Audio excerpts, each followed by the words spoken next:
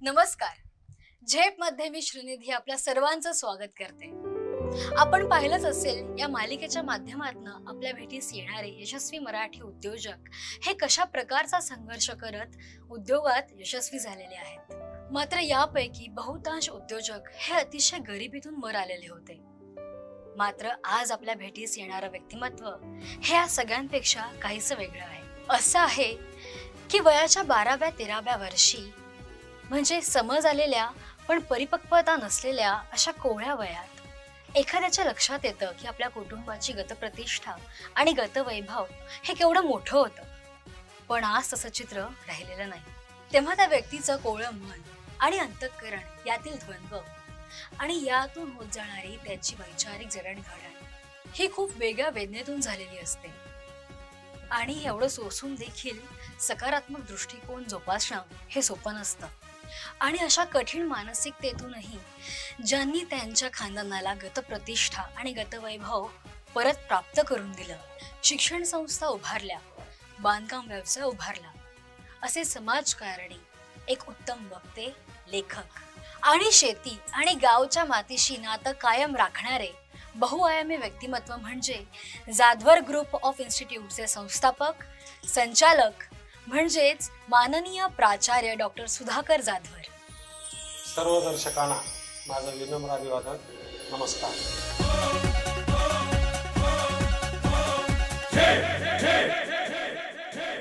माझा जन्म 6 जून 1961 साली वडजी या गावी झाला. तसं 6 जून पाहिलं तर शिवाजी महाराजांचा राज्याभिषेक दिन आहे. त्याचा मला सार्थ अभिमान वाटतो. आमचं वडजी हे गाव अत्यंत चांगल्या पद्धतीचं आहे आणि जे गाव एक्सक्लुझिव्ह आहे, वेगळ्या पद्धतीनं या अर्थानं मी बोललो की निजामामधील शेवटचं गाव होतं. हे निजाम स्टेटमधलं शेवटचं गाव, उस्मानाबाद जिल्ह्यामधलं शेवटचं गाव, पूर्वीच्या कळंब तालुक्यामधलं शेवटचं गाव आणि मराठवाड्यामधलंही शेवटचं गाव. या गावाला एका बाजूला सोलापूर जिल्हा आहे तर दुसऱ्या बाजूला बीड जिल्हा, अशा पद्धतीनं हे गावाचं वैशिष्ट्य आहे. गावाच्या एका बाजूला पूर्ण डोंगर आहे, त्यामुळे दुधाची, जनावरांची, चाऱ्याची सोय होते. आणि दुसरा जो भाग आहे, इथं अत्यंत चांगल्या प्रतीची काळी जमीन आहे, ज्याच्यामध्ये पेरताना एकदा पाऊस पडला तरी पीक त्याच्यामध्ये येतं. इतका सुंदर शिवार या गावाला लाभलेला आहे. आणि या गावामध्ये दाजिबाचा वाडा हा एक प्रसिद्ध वाडा आहे. आणि या वाड्यामध्ये पूर्वीच्या काळामध्ये आमचे आजोबा हे या ठिकाणी वडजी गावचे पहिले सरपंच झाले. माझे वडील उद्धवराव जाधवर शेतकरी होते आणि एका वर्षी आमचे सगळे बैल मेले. 4 बैल होते आणि शेती पडीक पडली. मग ती अनेक वर्ष ती पडीक राहिली, दुसऱ्याकडून करून घेतली, पुन्हा बैल घेतले, पुन्हा ती हळूहळू झाली. परंतु एक 5-7 वर्षाचा किंवा 10 वर्षाचा असा काळ, म्हणजे माझ्या 9वी नंतरचा, माझी आई वारल्यानंतरचा काळ जो आहे तो खूप हलाख्याचा आणि वाईट परिस्थितीचा होता. कारण आर्थिक परिस्थिती अत्यंतच खालावलेली होती. आई तर मी 9वीला असतानाच वारली, त्यामुळे मी शाळेत असताना मला काही जास्त तिचा सहवास लाभला नाही आणि जास्त आठवतही नाही. तिचा फोटो सुद्धा आमच्याकडे उपलब्ध नाही. 1977-78 सालची घटना आहे. सुधाकर आईला आबाई म्हणतो आबाई आई जेव्हा सुधाकरची वारली तेव्हा तिच्या अस्थी आम्ही बांधून घरामध्येच टांगून ठेवल्या होत्या. 4-5 वर्ष आम्हाला त्या अस्थी पंढरपूरला नेहून विसर्जित करता आल्या नाही. एक 4 वर्षांनी सुधाकरनी आम्ही 8 रुपये गोळा केले आणि 8 रुपये घेऊन आम्ही बार्शी लाईट गाडी जी छोटी रेल्वे होती तिला आम्ही पंढरपूरला त्या अस्थी विसर्जन करण्यासाठी गेलो. त्या ठिकाणची माणसं आम्हाला म्हणत होती नदीच्या कडेची की तुम्ही आम्हाला 25 पैसे दिल्याशिवाय आम्ही तुम्हाला या अस्थी विसर्जित करू देणार नाही. मग आमच्या पुढे मोठा प्रश्न होता की आता कशा विसर्जित करायच्या नेऊन अस्थी. मग सुधाकर आम्ही रेल्वेच्या पुलाकडं त्यांचा डोळा चुकून मुकाट्यात चालत राहिलो. सुधाकरनं त्या अस्थी घेतल्या आणि तो चंद्रभागेत उतरला. डोहामध्ये एक डुबकी मारली. आबाई असं म्हणून त्यांनी मोठ्यानं हंबरडा फोडला आणि त्या अस्थी विसर्जित करून टाकल्या. अशी ही दुःखद घटना आजही आम्हाला आठवते आहे. दुसरी तितकीच महत्वाची गोष्ट, सुधाकर बार्शीला M.Com ला असताना सुभाषनगर वरून शिवाजीनगरला M.Com ला चालत जात होता. तेव्हा त्यांनी 7 वर्षे गोड तेल खाल्लं नाही असा जीवन संघर्ष त्यांनी केलेला आहे. त्याला मी साक्षी आहे, सारं गाव साक्षी आहे. माझे वडील 2 वेळा या गावचे ग्रामपंचायतचे सदस्यही ते होते. ही परंपरा आमच्याकडं आमच्या आजोबापासून आली ती आता आमच्या पुतण्यापर्यंत ती चालू आहे. माझं शिक्षण याच वडजी गावामध्ये प्राथमिक शाळेमध्ये झालं. ही जिल्हा परिषदची प्राथमिक शाळा होती. गावामध्ये पुढचं हायस्कूलचं शिक्षण घेण्यासाठी शाळा नव्हती.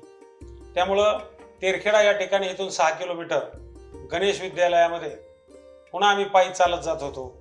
ऊन वारा पाऊस काही जरी असलं तरी कोणत्याही सुविधा नव्हत्या. चिखल असायचा त्या काळामध्ये, रोड नव्हता, तरी सुद्धा बांधाने चालत आम्ही शाळेमध्ये जायचो. आणि सुधाकरजीचा आणि आमचा परिचय फार लहानपणापासूनचा आहे.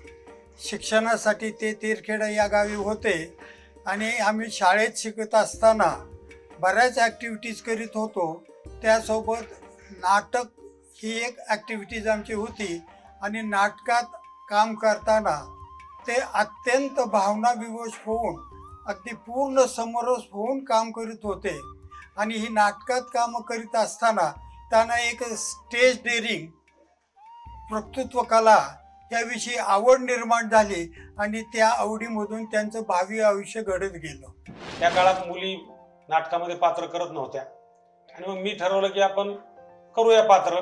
म्हणजे गोरे गोमटे मुलं त्यांना विचारायचे, पण मी 7वी पासूनच स्त्री पात्र नाटकामध्ये करत होतो आणि मला विचारल्यावर मी सांगितलं की मी नाटकात पात्र करतो. मी आमच्या शिक्षणावस्थेत जाधवर साहेबांची आमची ओळख झाली आणि आमचा परिचय झाल्यानंतर 2-3 वर्षे ती माझ्यापेक्षा लहान असल्यामुळे खाल्ल्या वर्गात होते. 9वी साठी ती तेरखेडला आले आणि त्यांचा आमचा एका नाटकात काम करताना अतिशय जवळून संबंध आला. त्यांनी स्त्री पात्र केलं आणि मी स्त्री पात्र.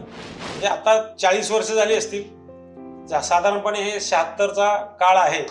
76 साली हे नाटक झालेलं होतं. त्या 76 सालापासून आज सुद्धा काळ कावळा खडे मारितो खड्या मागुनी पडे खडा, पुण्यवान मी कसा राहिलो कसा बरेना अजूनी घडा, हे पाप नको हे पुण्य नको हा जीव नको जगणेच नको, या सर्वातून मोक्ष मागतो अष्टांगाची करुण घडी वाहतो ही दुर्वांची. हे आमच्या शिक्षकाला होतं. ते त्यांना लवकर यायचंच नाही आणि ते मी म्हणून दाखवायचो. आज सुद्धा 40 वर्षापेक्षा जास्त काळ झाला तरीच सुद्धा माझं ते पाठांतर आहे. अशा पद्धतीनं तेरखेडा या ठिकाणातून माझं यशस्वीचं शिक्षण पूर्ण झालं. सुधाकर उद्धवराव जाधवर यांना मी 11व्या वर्षीपासून ओळखतो. तर त्या काळामध्ये मी त्यांना गणित विषय शिकवत होतो. तर गणित विषयामध्ये त्यांना फारशी रुची नव्हती, आवड नव्हती. त्यांना आवड होती नाटकामध्ये काम करणे, पात्र चांगल्यापैकी वटवणे याचा त्यांना छंद होता. आणि प्रतिकूल परिस्थिती असताना सुद्धा त्यांनी एवढं मोठं शिक्षण घेतलंय. त्याच्याबद्दल मी शिक्षक या नात्याने मला त्यांचं जेवढं कौतुक करावं वाटत तेवढं कमीच आहे. सुधाकररावची परिस्थिती शिक्षणाची अतिशय हलाखीची. वडजी ते तेरखेडा गणेश विद्यालयामध्ये दररोज पायी चालत यायचं. त्यावेळेची परिस्थिती अशी होती की आपण सायकल पण घेऊ शकत नव्हतो. कधी पायात असायचं, कधी पायात नसायचं. परंतु ते दररोज शाळेमध्ये वडजी ते तेरखेडा पावसाळ्यात अडचणी असायच्या, तितक्यातून त्याच्यावर मात करून ते शाळेमध्ये दररोज हजर राहायचे. सोलापूर जिल्ह्यातील बार्शी या प्रसिद्ध शहरात झाडबुके महाविद्यालयात सरांनी 12वी कॉमर्स पर्यंतचं शिक्षण पूर्ण केलं. त्यानंतर B.Com करण्यासाठी त्यांनी BP सुलाखे या कॉलेजमध्ये प्रवेश घेतला. रोज 5 किलोमीटर कॉलेजला चालत जाणे, चालत येणे. सकाळी 7:30ला पोहोचण्यासाठी उपाशीपोटीच जायचे. दुपारी घरी आले की स्वतः स्वयंपाक तयार करायचे आणि जेवायचे आणि संध्याकाळची भाकरी देखील स्वतःच बनवायचे. या काळात सरांकडे एकच टेरिकॉटचा ड्रेस होता. दर रविवारी तो धुवायचा आणि तांब्यात कोळसा घालून तो इस्त्री करायचा. असं त्यांनी शिक्षण पूर्ण होईपर्यंत केलं. आणि मग BP सुलाखेमध्ये TY पर्यंत शिक्षण झालं. मग ठरवत होतो की पुण्याला शिकायला जायचंय, CA करायचंय. परंतु अजिबातच आर्थिक परिस्थिती 10 रुपये सुद्धा नव्हते. जाण्याच्या पैशाची सुद्धा परिस्थिती नव्हती. त्यात एक जणाकडून 100 रुपये घेतले आणि पुण्याला गेलो. CA कडे काम करू लागलो. सायकलवरती 10-20 किलोमीटर दररोज त्यांनी सांगितलेली कामं करत होतो. पण ते 100 रुपये संपत आलेले होते. कित्येक दिवस तर फक्त मी सकाळी एक बिस्किटचा पुडा आणि संध्याकाळी एक बिस्किटचा पुडा डेक्कनच्या भागामध्ये घ्यायचा. अत्यंत घाणेरड्या वस्तीमध्ये आमच्या बुधवार पेठेमध्ये एक खव्याचं दुकान होतं आणि तो आमच्या गावच्या माणसाच्या ओळखीचा होता, मोहन मोराळे यांच्या. तर मी तिथं झोपायचो अक्षरशः. आणि 100 रुपये संपले, पैसेच येत नव्हते. आणि मग CA करण्याचा विचार बदलला किंवा अजून एक ट्राय करावं म्हणून कोल्हापूरला गेलो. कोल्हापूरला गेल्यानंतर तिथल्या CAने अशी माणसं माझ्यापुढे उभा केली की जी CA कित्येक वर्ष झालेली नव्हती. आणि स्वतः आत्मविश्वास गमावलेल्या माणसांनी मला सांगायचे की कशाला इकडे येता, काही नाही या CA मध्ये, तुमची आर्थिक परिस्थिती चांगली नसली तर करू नका, तुम्ही M.Com करा, मास्तर व्हा, प्राध्यापक व्हा, असं सांगितलं जायचं. आणि मग मी कोल्हापूरहूनही परत सोलापूरला आलो. सोलापूरलाही तसंच झालं. मग मी तिथे M.Com ॲडमिशन घेतलं. पुन्हा आमच्या बार्शीच्या BP कॉलेजला, BP सुलाखे कॉमर्स कॉलेजला, हे कॉमर्स कॉलेज निघाला आणि परत मी त्या ठिकाणी आलो. तिथे M.Com केलं, चांगल्या मार्काने पास झालो. आमचे प्राचार्य इंगळे सर होते. त्यांनी मला निकाल लागायच्या अगोदरच प्राध्यापक म्हणून घेतले. त्यांना इतका कॉन्फिडन्स होता की हा मुलगा हा अत्यंत चांगल्या पद्धतीनं हा पास होणार आहे. आणि खरंच कॉलेजमध्ये मी 2ऱ्या क्रमांकावरती आलो. आणि मला घेताना त्यांनी सांगितलं नोकरीला की आपले सेक्रेटरी हे अमेरिकेला गेलेले आहेत आणि तुम्हाला ते आल्यानंतर इंटरव्ह्यू द्यायची. मग मी त्यांना त्यावेळेला सांगितलं की सर तुमचा विद्यार्थी आहे मी जर इंटरव्ह्यूमध्ये नापास झालो तर नोकरी द्या म्हणून तुमच्याकडे पुन्हा येणार नाही. इतका कॉन्फिडन्स माझ्या सुद्धा स्वतःचा होता. सेक्रेटरी नंतर आले अमेरिकेवरून, इंटरव्ह्यू घेतला, त्याच्यापेक्षा ते वर्गातच बसले आणि अत्यंत चांगल्या पद्धतीचा रिमार्क हा त्याने दिला आणि मी तिथं नोकरी केली. मी कॉलेजचं शिक्षण घेत असतानाच मी गावामध्ये क्रांतीवीर ग्रामविकास युवक मंडळ स्थापन केलं, त्याचा अध्यक्ष झालो. डॉक्टर सुधाकर जाधव यांना मी लहानपणापासून म्हणजे आमच्या आणि त्यांच्या वयामध्ये 7 वर्षाचा फरक आहे. आम्ही त्यांच्याकडे बघूनच आम्ही अभ्यास करायचो. त्यांच्यामुळेच आम्हाला अभ्यासाची सवय लागली. त्यांच्यामुळे म्हणजे त्यांना गावाबद्दल खूप प्रेम होतं, तळमळ होती, समाजाबद्दल होती, शिक्षणावर खूप प्रेम होतं त्यांचं. आणि ज्यावेळेस ते M.Com.ला होते त्यावेळेस मी 11वीला गणाचारी म्हणून प्राचार्य होते. त्यांनी तिथं बंगल्यामध्ये त्यांना रूम दिलेली होती. त्या रूममध्ये ते स्वयंपाक करत असताना स्टोव्हमधलं रॉकेल संपलं आणि रॉकेललाही पैसे त्यांच्याकडे नव्हते. तर तो कणकेचा उंडा तो फॅन फिरत होता, त्यांनी वरी फेकला तर त्या कणकेचा उंडा फॅन बरोबर फिरत होता. म्हणजे असा त्यांचा जीवन परिचय मी पाहिलेला. पण त्यांनी नंतर असं वाटायचं की आपलं गाव लहान आहे, गावामध्ये एसटी नाही, तर एसटीसाठी संघर्ष केला. लोक जमिवले, पोरं जमिवले आणि मॅनेजरला म्हणायचे की आम्हाला या ठिकाणी तर तुम्ही तरी ज्यावेळेस सोय करत असता एसटी आम्हाला गावाकडे पाठवून आमची सोय होईल, आमच्या गावाकडे कुठलंही वाहन नाही. अशा पद्धतीनं त्यांनी सवय लावली किंवा तुम्ही अशा पद्धतीने संघर्ष करायला पाहिजे. आणि क्रांतीवीर संघटनेच्या माध्यमातून त्यांनी काम करायला सुरुवात केली. मग एक वेळेस तर असं झालं की आमदारकीचं इलेक्शन होतं. त्यावेळेस आम्ही लहान होतो मला ते आठवतंय की त्यांनी सांगितलं की आपल्या गावामध्ये लाईट नाही आणि त्याच्यामुळं आपण काय करायचं, बहिष्कार टाकायचा म्हणले. तर आम्ही सर्व गावांनी बहिष्कार टाकला मतदानावरती. आणि लाईट म्हणजे की डॉक्टर सुधाकर आबा जाधव यांच्यामुळे गावामध्ये लाईट आहे. गाव ग्राम स्वच्छता करणे, गावाला बस आणणे, गावाला वीज आणणे, अशा प्रकारची कामं, गावामध्ये शाळा काढणे, ही सगळी कामं त्या काळामध्ये या क्रांतीवीर ग्रामविकास युवक मंडळाच्या माध्यमातून मला करता आली. त्याच काळामध्ये गावातल्या एका पुढाऱ्याने आमच्या वडिलाला बोलावून घेतलं आणि सांगितले की तुमचा मुलगा शिकणार नाही, तो गावच काय झाडतो, पोरच काय गोळा करतो, तो काय शिकेल असं मला दिसत नाही. त्यावेळेला मी त्यांना सांगितलं होतं की तुमच्या घरामध्ये जेवढी लोक आहेत तेवढा मी शिकेल. आणि मग त्यांच्या घरातला BA झाला, मी MA केलं, LLB झाला, मी LLM केलं, BCom झाला, मी MCom केलं. अशा पद्धतीनं जिद्दीनं मी वयाच्या 50व्या वर्षापर्यंत या वेगवेगळ्या डिग्र्या या प्राप्त केल्या. त्याच्यामध्ये MCom, MA, LLM, MPM, DTL, DLL, DLW, GD&A आणि PhD अशा प्रकारच्या डिग्र्या मी घेतल्या. गावासाठी फार तळमळीनं एकोपा तयार करून झटणारा माणूस म्हणून सुधाकर जाधव यांच्याकडे पाहिलं जायचं त्या काळामध्ये. आणि ज्यावेळी शिक्षणामध्ये आपण शिकलं पाहिजे आणि लोकाला पण शिकवलं पाहिजे याविषयी त्यांच्या मनात तळमळ असायची. आणि गावामध्ये अनेक छोटे मोठे उद्योग व्यवसायात लोक लागली पाहिजे ही पण त्यांची तळमळ असायची. त्यांचं कार्य एवढं भारी की आम्हाला तर शून्यातून निर्माण केल्यासारखं कार्य केलं. आमच्या घरामध्ये त्यांनी 4 नोकरदार लावले. आमच्यावर भयंकर उपकार आहे त्यांचं. प्रत्येक काम कुणा गावामध्ये कुणाबद्दल बी अतिप्रेम करणारे, कुणाला बी सहकार्य करणार, कुणाचं लग्न कार्य असो काय असो, कधी कोणाचा द्वेष पाळला नाही, काय नाही, एवढं कार्य त्यांचं भारी. सुद्धा या शब्दानेच आम्ही त्यांचा उल्लेख करतो. वडजी गावामध्ये आमच्या ग्रुपनं क्रांतीवीर ग्रामविकास युवक मंडळ नावाचं एक आमची संघटना आहे, आज पण कार्यरत आहे. त्याच्या अंतर्गत क्रांतीवीर ग्रामीण सार्वजनिक वाचनालय लायब्ररी चालवते. ते अध्यक्ष आहेत, मी सचिव आहे सध्या. मी इथं काम पाहतो आणि त्यांनी सांगितलेलंच आहे गावातली जिम्मेदारी ही आमच्याकडे दिलेली आहे, पुण्यातली जिम्मेदारी त्यांनी त्यांच्याकडे घेतलेली आहे. परंतु या ठिकाणी आम्हाला थोडासा वाव मिळतो, त्यातच आम्ही त्यांच्या गाईडलाईन खाली जेवढे शक्य तेवढ्या पद्धतीने आम्ही चांगल्या पद्धतीनं काम करतो. जाधवर सरांच्या आईचा मृत्यू त्यांना योग्य वैद्यकीय उपचार न मिळाल्याने झाला आणि या गोष्टीची त्यांना कायमस्वरूपी खंत होती. माझ्या आईचं निधन हे औषध पाणी नीट वेळेत मिळालं नाही म्हणून झालेलं होतं. आणि एक डॉक्टर मला भेटले, त्यांच्याही आईचं निधन औषध पाण्याशिवाय झालेलं होतं. आणि म्हणून तेही माझ्या बरोबर आले आणि डॉक्टर वैद्य असं त्यांचं नाव होतं. आणि आम्ही नर्गिस दत्त कॅन्सर हॉस्पिटल हे संजय दत्त यांच्या वडिलांनी देणगी देऊन नर्गिस दत्त गेल्या त्यावेळेला बार्शी या ठिकाणी उभारलेलं होतं. आणि फक्त ₹1.25 किलोमीटरनं ती गाडी आम्हाला देत होते, ज्याच्यामध्ये ऑपरेशन सहित सगळ्या सुविधा होत्या. आणि ते एक हॉस्पिटल हे अत्यंत चांगल्या पद्धतीनं मदत करत होतं. आणि 40 गावामध्ये आम्ही महिला यांचं फार मोठ्या प्रमाणावरती ब्रेस्ट कॅन्सर, युट्रस कॅन्सर याच्यावरती काम केलं. आणि इथून टाटाला आम्ही महिला पाठवत होतो आणि मोफत इलाज त्यांचे करून कितीतरी महिलांना त्याचा फायदा हा करून दिला.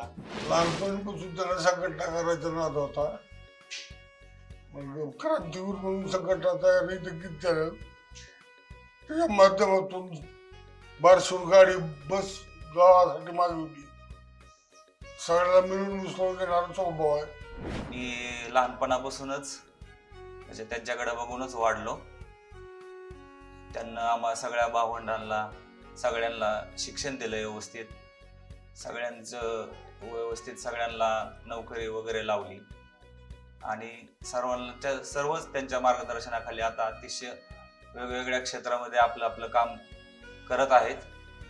आता मी पण आता त्यांच्या मार्गदर्शनाखाली वडजीमध्ये आता ग्रामपंचायत सदस्य म्हणून या वर्षीपासून काम करत आहे.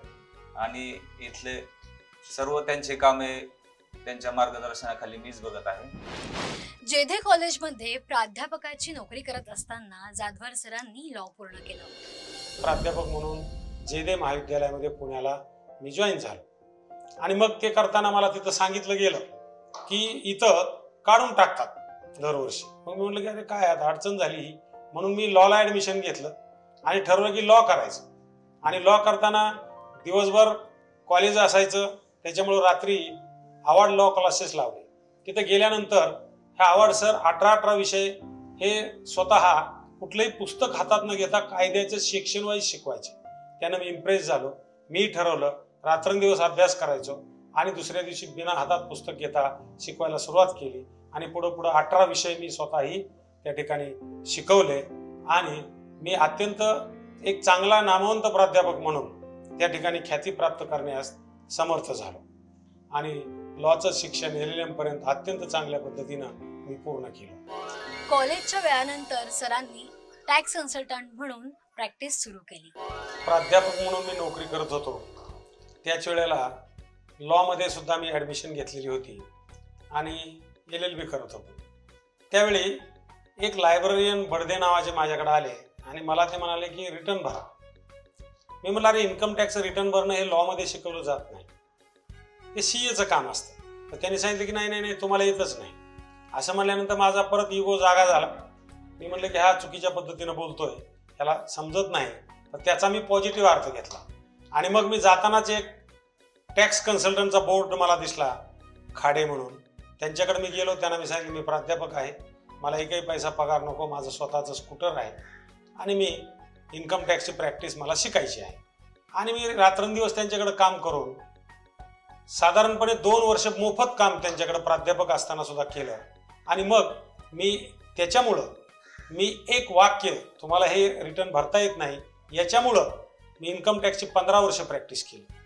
आणि त्याच्यामध्ये मी CBDTची एक ॲडवायझरी कमिटी असते चीफ कमिशनरला इन्कम टॅक्सच्या, याचा सुद्धा मी मेंबर होतो. असं आहे की नवीन उद्योग, नवीन व्यवसाय इत्यादींची संधी शोधण्यासाठी व ती हेरण्यासाठी एक दृष्टी लागते आणि जाधवर सरांकडे ती दृष्टी आहे. म्हणूनच टॅक्सचं काम करता करता त्यांनी बांधकाम व्यवसायात यश प्राप्त केलं. मला पुण्यामध्ये आता नोकरी सेटल झालेली होती, त्यामुळे मला आता पुण्यात राहण्यासाठी घर पाहिजे होतं. पण फ्लॅटमध्ये राहण्याला मी उत्सुक नव्हतो. म्हणून मी कुठंतरी 1 गुंठा जागा घ्यावी आणि त्याचा बंगला बांधावा या विचारामध्ये होतो आणि अनेक ठिकाणी मी जागा शोधत होतो. एका ठिकाणी जागा शोधायला गेल्यानंतर मला जी जागा दाखवली ते हरिश्चंद्र दांगट हे पुढे नगरसेवक झाले, त्यांनी दाखवली आणि ती जागा शेती होती आणि त्या शेतीमध्ये भेंडीचं उत्पादन लावलेलं होतं आणि ती इतकी चांगली भेंडी आलेली होती. पुन्हा माझा शेतकरी जागा झाला आणि मी त्यांना म्हणलो की अहो ही जागा कशाला विकताय, ही तर भेंडी अत्यंत उत्तम शेती आहे. ते म्हणले अहो तसं नाही, माझी म्हैस पडली आणि मेली आणि मी आता आर्थिक अरिष्टामध्ये आहे, मला 80,000 रुपये कर्ज झालेलं आहे आणि मला जागा विकल्याशिवाय पर्याय नाही. त्यावेळेला तो ग्रामीण भाग होता, जागा विकणं हे कमीपणाचं समजलं जात होतं आणि मग काय करावं काही कळत नाही. आणि मग त्याच वेळेला हर्षद मेहता प्रकरण झालेलं होतं आणि एक आमच्या प्राध्यापिका मॅडम होत्या, त्यांचे मिस्टर एकदा कॉलेजमध्ये आले आणि ते म्हणले की मी 5 लाखाची जागा विकली, पण बँकेत ठेवावं तर बँका बुडतायत, घरी ठेवावं तर चोर नेतायत, काय पंचायतच आहे, असं सहज बोलून गेले होते. ते वाक्य माझ्या लक्षात होतं आणि मी लगेचच हरिश्चंद्र अण्णाला म्हणाले की तुम्हाला अडचण जर असेल तर तुम्ही 5 गुंठे जागा द्या, तुम्ही 80,000 रुपये गुंठा आहे त्याच्याऐवजी 1 लाख रुपये तुम्हाला देतो, प्लस पार्टनरशिप तुम्हाला देतो. आणि मी त्यांना तयार केलं, ते तयार झाले. माझा कुठलाही त्याच्या आधी बिल्डिंगचा व्यवसाय नव्हता, काही नाही, मी साधा प्राध्यापक होतो. आणि माझ्या लक्षात आलेलं होतं की 5 लाख रुपये आमच्या प्राध्यापकीच्या मिस्टरांकडे आहेत. मी त्यांच्याकडे गेलो आणि त्यांना सांगितलं की असा व्यवसाय चालू करू, तिथं 5 गुंठे जागा देत आहेत, बिल्डिंग बांधू आपण.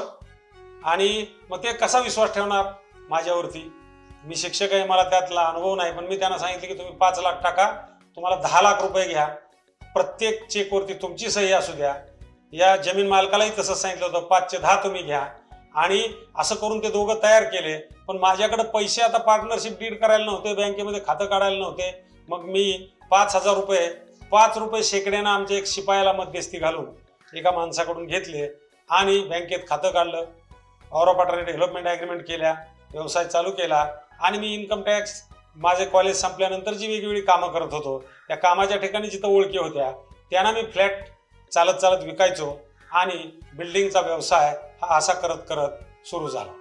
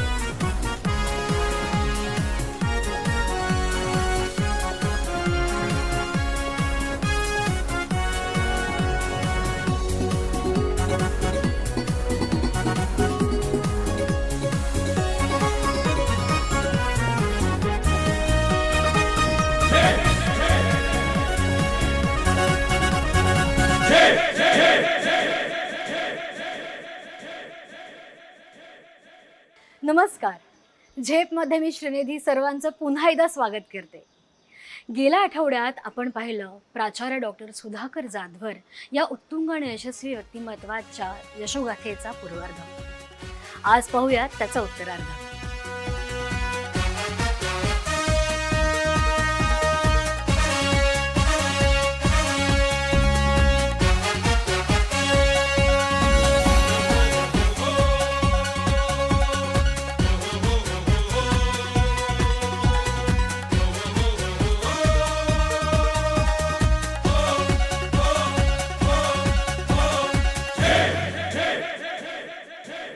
जेधे कॉलेजमध्ये प्राध्यापक म्हणून नोकरी, पुढे मग टॅक्स कन्सल्टन्सी करणे आणि हे काम करता करता बांधकाम व्यवसायात पाऊल ठेवून यश मिळवणे, ही किमया जाधवर सरांनी तर केलीच होती. पण जाधवर सरांचं खूप मोठं कार्य आहे ते शिक्षण क्षेत्रात. कैक शिक्षण संस्था उभारण्यात त्यांचं भरीव योगदान आहे असं म्हटल्यास वावगं ठरणार नाही. 20 जून 1986 पासून मी अप्पासाहेब जेधे कला वाणिज्य महाविद्यालयामध्ये प्राध्यापक म्हणून काम करत होतो. आमच्या संस्थेने आर्ट्स कॉलेज आणि M.Com याच्यासाठी शासनाकडे अर्ज केलेला होता. त्याला परवानगी नाकारण्यात आली आणि मला प्रभारी प्राचार्यांनी बोलावून घेतलं आणि मला म्हणाले की तुमच्या फार ओळखी आहेत असं म्हणता, तर हे आपले आर्ट्स आणि M.Com रिजेक्ट झालेलं आहे, आणता का परवानगी याची. मी त्या हातामध्ये पत्र घेतलं आणि मी त्यांना म्हटलं की ठीक आहे, प्रयत्न करतो. आणि मी प्रयत्न करायला सुरुवात केली. माझ्या चुलत भावाचा खवा हा पाली गणपतीच्या त्या गावामधील नगराध्यक्षाच्या हॉटेलला होता याची मला माहिती मिळाली. आणि त्यावेळेसचे शिक्षण मंत्री जे होते ते त्याच मतदारसंघामधून निवडून गेलेले होते. त्यामुळं मी माझ्या चुलत भावाला घेतलं, त्यांच्या हॉटेलला गेलो, त्या नगराध्यक्षांना भेटलो आणि त्यांना विनंती केली की असं असं काम आहे आणि आपल्याला हे कुठल्याही परिस्थितीमध्ये आम्हाला मिळालं तर अत्यंत चांगलं होईल. मग त्यांनी शिक्षण मंत्र्याची भेट घालून दिली आणि त्यांना सांगितलं की हे माझ्या जवळचे आहेत आणि यांचं कोणत्याही परिस्थितीमध्ये काम होणं अत्यंत गरजेचं आहे. आणि ते काम झालं. 6 महिने याच्यामध्ये माझ्या धावपळीमध्ये गेलेले होते. पुढचे 2-3 महिने मंत्रालयामधील परवानगी आणण्यामध्ये गेलेले होते. आणि मग ही दोन्ही कोर्सेस चालू झाले. या कॉलेजचं कोर्सेसचं उद्घाटन होतं आणि या उद्घाटनामध्ये कुणीही माझ्या नावाचा नामोल्लेख केला नाही की यांनी हे महाविद्यालय आणलेलं आहे, याच्यामधले कोर्सेस वाढवलेले आहेत. त्यावेळी मला खूप वाईट वाटलं की कमीत कमी एखाद्या प्राध्यापकानं मदत केली एवढं तरी म्हणावं. पण असं न करता दुसरे डांगोरा पिटत होते आणि उद्घाटनाचा कार्यक्रम झाल्याबरोबर मी ताबडतोब वडगावमध्ये आलो. बाबाजी पाटील सरपंच होते आणि दांगट पाटलांचे माझे चांगले रिलेशन होते. मी त्यांच्याकडे आलो आणि त्यांना म्हणालो की आपल्याला शाळा सुरू करायची आहे. ते म्हणले अरे आम्हाला काहीच माहिती नाही, आम्ही ह्याच्यातलं शून्य माहिती आहे. मी त्यांना सांगितलं की मी सगळं करतो, फक्त तुम्ही हो म्हणा, तुम्ही अध्यक्ष व्हा, आपण हे सगळं करू. आणि ते तयार झाले. त्यानंतर काकासाहेब चव्हाण आणि आम्ही एकत्र काम करत होतो. हे करत असताना त्यांच्याही गावामध्ये धायरीमध्ये शाळा सुरू करावी असं त्यांना म्हटलं, पण तेही तयार नव्हते, तेही नको म्हणत होते. पण एक कन्याशाळा आम्ही अगोदर तिथं सुरू केली. त्यांच्या घरामध्येच, जुन्या घरामध्ये त्यांनी तिथं जागा दिली आणि नंतर ही मोठी शिक्षण संस्था धारेश्वर विद्या व क्रीडा प्रतिष्ठान ही सगळ्यांची चर्चा करून ही सुरू केली. त्यानंतर आमदार रमेश वांजळे, गोल्डन मॅन, यांनाही बरोबर घेऊन जय गणेश शिक्षण संस्थेची स्थापना केली. शाळा, B.Ed कॉलेज हेही त्याच्यातून चालू केलं. आणि हे करत असताना मला काकासाहेब चव्हाणाचे बंधू नंदुशेठ चव्हाण यांचा माझ्यावर अत्यंत प्रेम. यांनी सांगितलं की सर, तुम्ही या संस्था स्थापन केल्या, पण हे इथले लोकल लोक आहेत, यांच्याच नावावर ह्या संस्था जातील, तुमचं काय, तुम्हीच सगळं करताय, तुम्हीच सगळं केलं, हे मला माहिती समोर दिसतंय, तर तुमची स्वतःची शिक्षण संस्था काढा. आणि ही प्रेरणा त्यांनी मला दिली आणि मग मी ठरवलं की आपण आपली एक स्वतंत्र संस्था काढायची. सरांचा स्वभाव म्हणजे ते कॉलेजला होते तेव्हापासूनच त्यांच्या सामाजिक क्षेत्रात त्यांचं जास्त लक्ष होतं. आणि त्यांना जाणवलं इथं पुण्यात आल्यानंतर की आपण शिक्षण संस्था सुरुवात करावी. तेव्हा अगदी ते 0 होते, काही नव्हतं, तरी त्यांनी धडपड करून ही शिक्षण संस्था उभा केलेली आहे. स्वतःच्या हिमतीने, स्वतः म्हणजे कोणाचाही पाठिंबा नसताना स्वतः त्यांनी कष्ट करून हे सर्व उभा केलेलं आहे. सर तेव्हा प्राध्यापक असूनही दुसरेही ते कार्य करायचे. वेळ त्यांना अजिबात मिळत नव्हता. घरात तर ते 1 मिनिटही आम्हाला म्हणजे मिळाले नाहीत. ते जेवढा पगार असायचा त्याच्यापेक्षा जास्त खर्च असायचा. त्याच्यामुळे मी पण घरात फॉल पिको कर, पापड कुरड्या कर असे कामं केलेले आहेत. म्हणजे ते आता आठवण पण नाही होत, एवढ्या म्हणजे वाईट कंडिशनमधून इथपर्यंत आलेले आहेत. आणि सरांनी तर 18 तास काम केलेलं आहे. त्याच्यामुळं सर म्हणजे एक परीस आहे की तो जिथं हात घालेल तिथं सोनं करतो. तर परीस कसा दगडाला लागलं की त्याचं सोनं होतं, लोखंडाला लागलं की सोनं होतं, तसं सरांचं आहे. जिथं त्यांनी हात लावलं तिथं त्यांनी सोनं केलं आणि इथपर्यंत आज आलेलं आहे. 1995 साली जाधवर सरांनी कैलासवासी उद्धवराव तुळशीराम जाधवर ही शिक्षण संस्था रजिस्टर केली होती. मात्र ती प्रत्यक्षात चालू होण्याचा योग तो 2014 साली आला.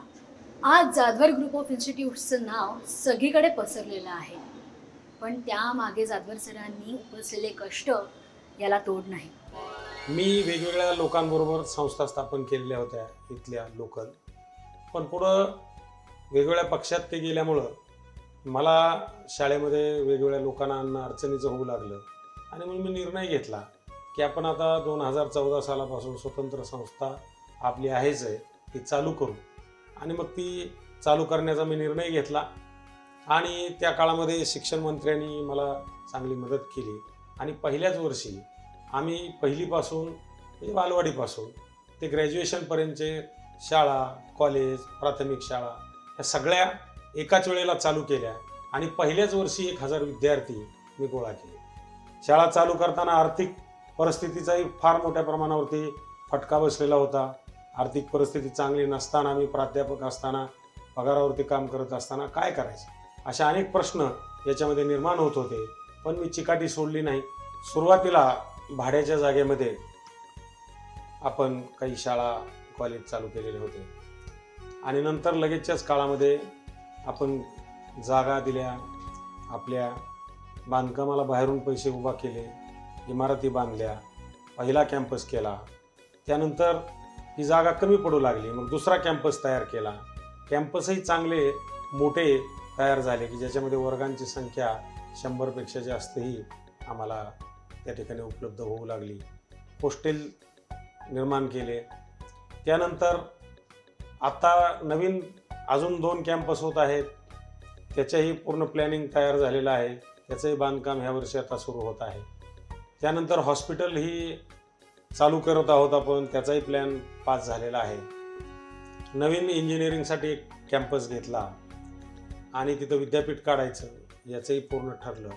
पण त्याच्यामध्ये अनेक प्रॉब्लेम आले आणि ते होईल असं आता वाटतंय. सध्या संस्थेमध्ये विविध प्रकारच्या विद्याशाखा आहेत.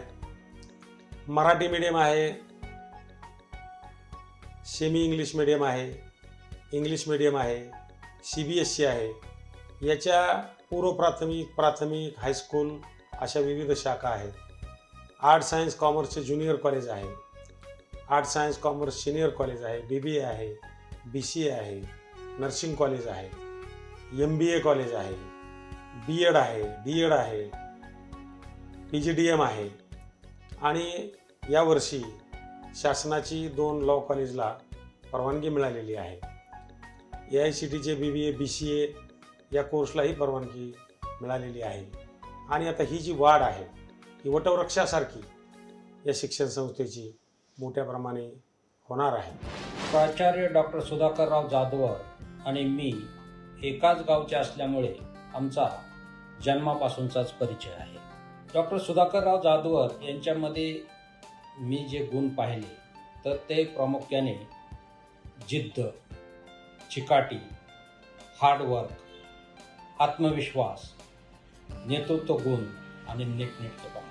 त्यांच्या आत्मविश्वासाविषयी जर बोलायचं झालं तर जेव्हा आम्ही MPSCची तयारी करत होतो तर त्यावेळी आम्ही त्यांना देखील MPSCची तयारी करावी असं सुचवलं. पण त्यावेळेस त्यांनी स्पष्टपणे सांगितलं की मला जे काही काम करायचं आहे ते शैक्षणिक क्षेत्रामध्येच काम करायचं असेल. हा त्यांचा प्रचंड आत्मविश्वास, आणि त्या आत्मविश्वासामुळेच आज आपण त्यांची ही शैक्षणिक क्षेत्रामधील नेत्रदीपक कामगिरी पाहत आहोत. महाराष्ट्रामध्ये नव्हे तर देशामध्ये मेडिकल कॉलेज बऱ्याच प्रमाणावरती उघडण्यात आली, परंतु एक डॉक्टरच्या पाठीमागे 8 ट्रेन नर्स असल्या पाहिजेत असा एक प्रघात आहे. परंतु ट्रेन नर्सेसची संख्या फार मोठ्या प्रमाणावरती कमी आहे, आणि म्हणून योगायोगानं मी महाराष्ट्र राज्याच्या नर्सिंग कौन्सिलवरती संस्थाचालकाच्या मतदारसंघातून म्हणजे संपूर्ण महाराष्ट्र मतदारसंघातून एक जागा असते, त्याच्यामध्ये मी निवडून गेलो आणि तिथं प्रयत्न करून सगळ्यांनी मिळून आम्ही नर्सिंग कॉलेजेस वाढवण्याचा प्रयत्न केला. आणि मला आनंद वाटतो की महाराष्ट्रामध्ये जवळपास 1000 कॉलेजेस माझ्या टेन्युअरच्या काळामध्ये हे आम्हाला देता आले. आपल्याकडे नर्सिंग कॉलेज पण आहे आणि त्यात बऱ्यापैकी आपण आदिवासी मुलींना आणून त्यांना शिक्षण देतो इथे. त्याच्यामुळे बऱ्याचशा विद्यार्थ्यांना सर्व्हिस पण लागलेली आहे. ज्यांना काही सवलती नसतात अशा ठिकाणाहून मुली आणून आपण शिकवून त्यांना पुढे पाठवतो. म्हणजे त्या स्वतःच्या पायावर उभं राहून त्यांचं पूर्ण कुटुंब सांभाळू शकतात आणि त्यांच्या आईवडिलांना सांभाळू शकतात. हे मला जास्त महत्त्वाचं असं वाटतं की महिला आपल्या स्वतःच्या पायावर उभं राहून स्वतःचं घर सांभाळू शकतात. आणि ह्याच्यासाठी सरांनी सहभाग घेतल्यामुळं मला असं वाटतं की त्यांनी एक महिलेला पाठिंबा दिलेला आहे. त्यांनी जसं पुण्यामध्ये मोठं विश्व निर्माण केलं, त्याच्याच काही आपल्या जन्मगावी सुद्धा काही संस्था असायला पाहिजे, म्हणून या ठिकाणी ते खेडा गावामध्ये सुद्धा आम्ही नर्सिंगसारखं युनिट या ठिकाणी चालू केलेलं आहे. विविध क्षेत्रामध्ये त्यांच्या मार्गदर्शनामध्ये काम करताना अतिशय एक प्रेमळ माणूस म्हणून त्यांची खरी तर या ठिकाणी ओळख आहे. पूर्ण गावामध्ये प्रत्येक व्यक्तींना वेगवेगळ्या मार्गाने त्यांचं सहकार्य लाभत असतं आणि एक चांगला व्यक्ती म्हणून त्यांच्याकडं पूर्ण या गावामध्ये आणि या परिसरामध्ये पाहिलं जातं. तसेच पुणे क्षेत्रामध्ये सुद्धा त्यांची एक चांगली ओळख आहे आणि तो आमचा अभिमान आहे असं मला या ठिकाणी सांगावंसं वाटतं. मी प्राध्यापकाची प्राचार्याची नोकरी करत असताना या शिक्षण संस्था सुरू होत होत्या, त्यामुळं कॉलेज सुटल्यानंतरचा सगळा वेळ मी त्याच्यासाठी देत होतो.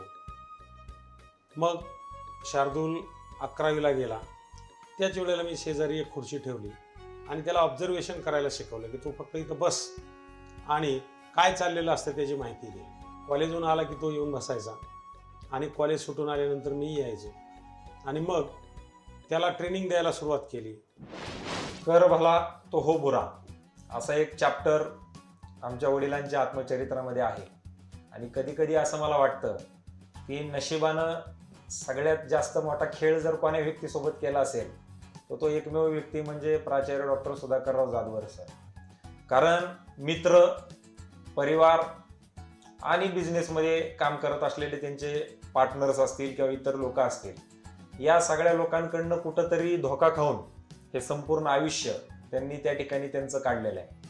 आणि खरं तर जसं शिक्षण क्षेत्रामध्ये कर्मवीर भाऊराव पाटलांचं काम आहे, ज्या पद्धतीचं शिक्षण क्षेत्रामध्ये महर्षी कर्व्यांचं ज्या पद्धतीचं काम आहे त्या दर्जाचं असं मी म्हणणार नाही, परंतु त्यांच्या पायाच्या धुळी इतकं काम हे आमच्या वडिलांनी शिक्षण क्षेत्रामध्ये अत्यंत मोठ्या प्रमाणावरती त्या ठिकाणी केलेलं आहे. 2-3 वर्ष तसंच बसवलं, तू फक्त बघ, माहिती घे, कारण त्याचं 12वी वगैरे होतं.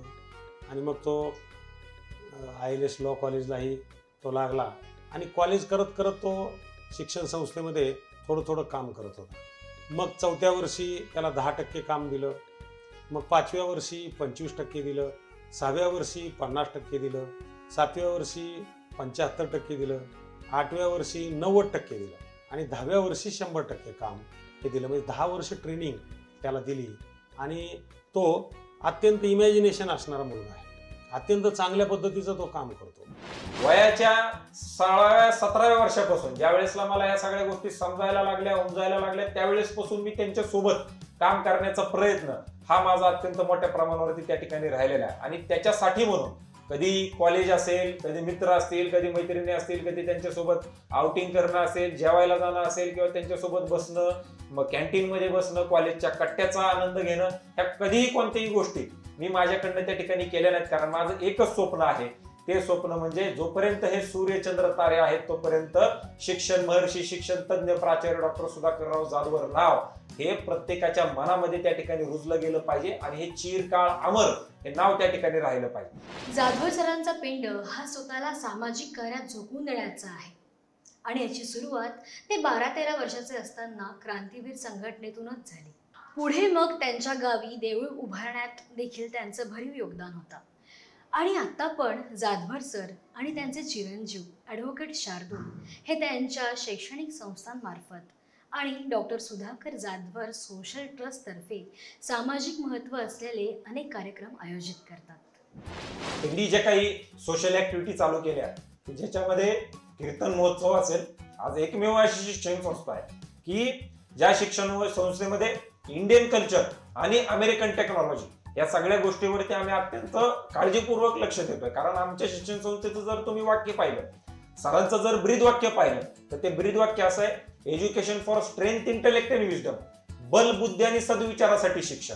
या वाक्यासाठी म्हणून ज्या पद्धतीचे आम्ही विद्यार्थी घडवतोय, आज जर तुम्ही पाहिलं थोडक्यामध्ये सांगायचं झालं तर 6 जून आमच्या मोठ्या सरांचा वाढदिवस असतो. कीर्तन महोत्सवाचा कार्यक्रम आपण त्या ठिकाणी घेतोय.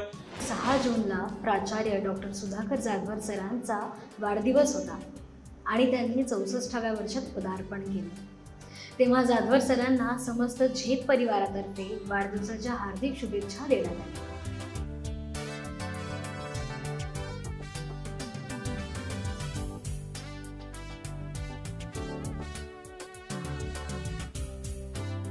आदर्श माता सारखा कार्यक्रम दर 31 ऑगस्टला आमच्या मातोश्रींच्या वाढदिवसाच्या निमित्त त्यागमूर्ती सुरेखाताई जाधवर यांच्या वाढदिवसाच्या निमित्त आपण हा कार्यक्रम त्याच्यामध्ये घेत असतो. 5 सप्टेंबरला त्याच्यासोबत आदर्श शिक्षक सारखा पुरस्कार असेल तो आपण त्याच्यामध्ये देतोय. जाधवर करंडक सारखा कार्यक्रम आपण चालू केलेला आहे की ज्या कार्यक्रमाच्या माध्यमातून आज भारूड असेल, भजन असेल, पोवाडा असेल, निबंध असेल, वक्तृत्व असेल, वादविवाद असेल अशा स्पर्धा आपण घेतोय. आणि सांगताना आनंद वाटतो की 25-25 हजार विद्यार्थी या कार्यक्रमांमध्ये सामील राहतात. त्याच्यानंतर ज्या लोकांना, ज्या विद्यार्थ्यांना सायन्सच्या क्षेत्रामध्ये पुढे जायचंय, जाधवर सायन्स फेअर सारखा कार्यक्रम आपण त्याच्यामध्ये घेतोय की ज्यामध्ये कितीही गरीब विद्यार्थी असाल परंतु त्याच्या विचारामध्ये जर एखादं काही गोष्ट आली की हा प्रोजेक्ट आहे आणि हा जर प्रोजेक्ट त्यांनी केला आणि तो प्रोजेक्ट केल्यानंतर त्याचं जर पेटंट होत असेल तर अशा लोकांना संस्थेच्या वतीनं बिनव्याजी कोणतंही तारण न घेता 10 लाख रुपयाची स्कॉलरशिपची मदत ही आपण त्या ठिकाणी करतोय. मला या ठिकाणी नमूद करावं असं वाटतं की पुणे पोलिसांना सोबत घेऊन प्रत्येक दारूच्या दुकानाच्या बाहेर 31 डिसेंबरला आपला हा कार्यक्रम त्या ठिकाणी दारू सोडा दूध प्या अभियान त्या ठिकाणी होतं.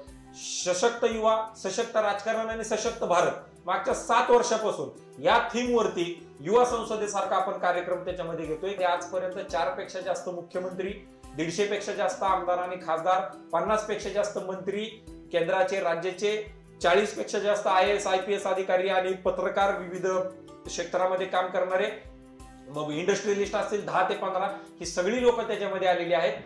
जाधवर सर हे स्वतः उत्तम प्रवक्ते आहेत. ते विविध ठिकाणी विविध विषयांवर खूप छान व्याख्याने देतात. आद्य क्रांतिगुरू लहुजी वस्ताद यांच्यावर सरांची अभ्यासात्मक कॅसेट एवढी गाजली की त्यामुळे लोकांना लहुजी वस्ताद उजेडात आले. 14 वर्षे जाधवर सरांनी टॅल्को कंपनी ते HR विभागात मोटिवेशन विषयावर अतिशय उत्तम व्याख्याने दिली, तीही मानधन न घेता. या लॉकडाऊन पिरियडमध्ये तर मी अनेक व्याख्यानं हे ऑनलाईन दिली. साधारणपणे 40 व्याख्यानं ही त्यावेळेला दिली आणि जवळपास 2 लाख फॉलोअर्स हे ते वेगवेगळ्या माध्यमातून पाहत होते. ही जी व्याख्यानं आहेत ही टेल्कोमध्ये सगळ्यात अगोदर मी 14 वर्ष मोफत, तसं मी कधीही व्याख्यानाचं मानधन घेत नाही. व्याख्यानाबद्दल मी मानधन कधीच स्वीकारलेलं नाही. मोफत मी स्वतः जातो, तिथं व्याख्यान देतो, जनजागृती करतो, युवकांना प्रोत्साहित करतो. वयस्कर लोक जरी असतील तरी या ज्येष्ठ नागरिक संघामध्ये सुद्धा माझी शेकडो व्याख्यानं ही झालेली आहेत. आजही महिन्यामध्ये 5-6 व्याख्यानं ही वेगवेगळ्या ठिकाणी मी देतच असतो आणि कुठलंही मानधन न घेता ही व्याख्यानं शाळा, कॉलेजेस, सार्वजनिक संस्था, वेगवेगळी ठिकाणं, ग्रामीण भाग अशा अनेक ठिकाणी ही व्याख्यानं दिली जातात. तसेच प्राध्यापक आणि प्राचार्य म्हणून काम करत असताना जाधवर सरांनी या क्षेत्रातील विविध संघटना आणि विद्यापीठातील काही महत्त्वाच्या पदांवर निवडून येऊन ती पदं भूषवलेली आहेत. मग या शिक्षण संस्था वेगवेगळ्या निर्माण झाल्या, त्याच्यामध्ये मी काम करू लागलो. त्याचबरोबर ती विद्यापीठामध्ये ज्या वेगवेगळ्या प्राचार्याची संघटना असते, प्राध्यापकाची संघटना असते, याच्यामध्ये मी सहभागी झालो आणि त्याच्यामध्ये सुद्धा उत्तम काम करू लागलो. आज मी प्राचार्य संघटना जी आहे त्या संघटनेचा पुणे विद्यापीठाचा म्हणजे सावित्रीबाई फुले पुणे विद्यापीठाचा मी सरचिटणीस आहे. महाराष्ट्र राज्य प्राचार्य शिक्षण संघटना जी आहे त्याचा मी जनरल सेक्रेटरी आहे आणि ऑल इंडिया प्रिन्सिपल फेडरेशनचा मी अध्यक्ष आहे. त्याचबरोबर वेगवेगळ्या सामाजिक संस्था अनेक ठिकाणी ज्या आहेत त्याच्यामध्ये मी सहभाग घेतला. मी प्राध्यापक संघटनेमध्ये काम केलं. त्याचबरोबर एक विनाअनुदानित शिक्षण संस्था चालकाची एक असोसिएशन आहे महाराष्ट्र राज्याची, त्याचाही मी अध्यक्ष आहे. अशा अनेक संघटनामध्ये मी वेगवेगळ्या पदावरती पदाधिकारी म्हणून काम केलं. मी विद्यापीठामध्ये काम करत असल्यामुळे आणि तिथलं सगळं राजकारण वगैरे पाहिल्यानंतर मला असं वाटलं की आपलं स्वतःचंच विद्यापीठ असलं पाहिजे आणि आपण ते विद्यापीठ स्थापन केलं पाहिजे. आणि म्हणून विद्यापीठ स्थापनेचाही माझा प्रयत्न आहे आणि येत्या 4-5 वर्षामध्ये तो प्रत्यक्षात उतरेल अशी अपेक्षा आहे. निश्चितच सुधाकर जाधवर एक कर्मयोगी व्यक्तिमत्व आहे. अगदी लहानपणापासूनच त्यांना योगा करणे, पूजा अर्चा करणे, व्यायाम करणे म्हणजे चारित्र्य संवर्धन आहे, शरीर संवर्धन आहे आणि त्याचप्रमाणे स्वतःचं बुद्धीचा विकास, स्वतःचं शैक्षणिक विकास करणं हा त्यांचा सुरुवातीपासूनच त्यांचे हे गुणविशेष होते. बल, बुद्धी आणि विद्या यावर विश्वास असणारा आणि शिक्षणातून विकासाकडे जाणारी ही एक चतुसूत्री मनामध्ये त्यांनी धरून त्याच्यावर वाटचाल करून ते आज या ठिकाणी एक शिक्षण तज्ञ आणि उद्योजक आणि संस्थापक म्हणून कार्यरत आहेत. माझी प्रगती होत असताना जरूर मी कष्ट केलेला आहे, रात्रंदिवस काम केलेलं आहे, 16-18 तास काम केलेलं आहे गेली 50 वर्ष. परंतु ही प्रगती होत असताना ज्या ज्या लोकांनी मला मदत केली, प्रत्यक्ष अप्रत्यक्षरित्या प्रोत्साहन दिलं, ते सर्व माझे मित्र, बंधू, कुटुंबीय, मुलगा या सगळ्यांचे मी आभार मानतो. धन्यवाद. मी सुरुवातीला नमूद केल्याप्रमाणे जाधवर सर हे खरोखरच बहुआयामी आणि उत्तुंग व्यक्तिमत्व आहे. जाधवर खानदानाला गतप्रतिष्ठा आणि गतवैभव प्राप्त करून देणारा प्राचार्य डॉक्टर सुधाकर जाधवर यांचा हा जीवन प्रवास आणि त्यांची ही यशोगाथा खरोखरच सर्वांना प्रेरणादायी आहे. तेव्हा पुन्हा भेटूयात पुढील आठवड्यात याच दिवशी याच वेळी एका नवीन व्यक्तिमत्वासह. तोवर जय हिंद, जय महाराष्ट्र.